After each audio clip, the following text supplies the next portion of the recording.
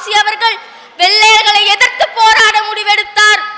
அதன்படி இந்தியாவில் யாருக்கும் உதிக்காத யோசனை அவருக்கு உதித்தது. வெள்ளைய வணிகத்தின் உயிர் நாடியான கப்பல் போக்குவரத்தில் கை வைக்க துணிந்தார். அதன்படி 1906ஆம் ஆண்டு கப்பல் கம்பெனியை தொடங்கி 2 கப்பல்களை குத்தகைக்கு வாங்கி தூத்துக்குடிக்கும் இலங்கைக்கும் நடுவே